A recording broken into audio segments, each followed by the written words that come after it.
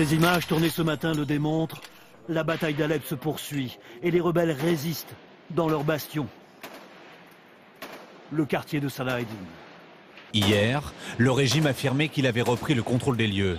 Les rebelles démentent et ils se filment pour montrer qu'ils tiennent toujours leur QG. Ce sont des menteurs. Vous voyez bien la situation? C'est la preuve qu'on contrôle Salah Eddin. Ils sont habitués à mentir. Pas un soldat de l'armée de Bachar al-Assad en vue, mais dans les airs, des avions de chasse qui poursuivent leur bombardement. Amnesty International dénonce pour sa part les bombardements de ces derniers jours. Photos satellites à l'appui, des clichés qui montrent quelques 600 impacts d'obus sur Alep. Le gouvernement ne peut pas entrer dans la ville. C'est pourquoi ils ont opté pour les attaques aériennes. Ils bombardent lourdement, utilisant des avions, des tanks, des mortiers et même des hélicoptères.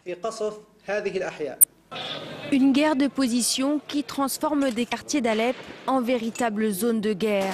À Salah Eddin, les combats ne s'arrêtent jamais vraiment, tout comme la guerre de communication. Le secteur revêt un enjeu crucial pour les deux camps. Face à la caméra, tous les mots comptent. L'armée syrienne n'a pas fait un pas de plus vers Alep et ils n'entreront pas dans la ville. Nous restons ici jusqu'à notre dernier soldat.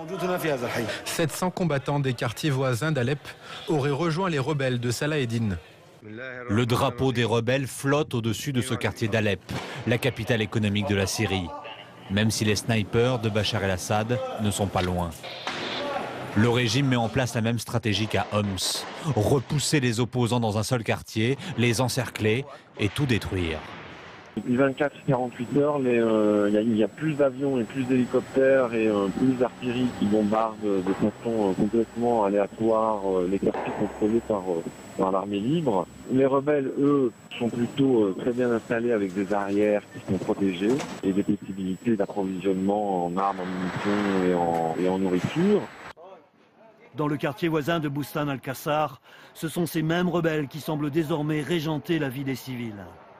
Comme ici, en surveillant en cagoulé et en armes la distribution rationnée du pain.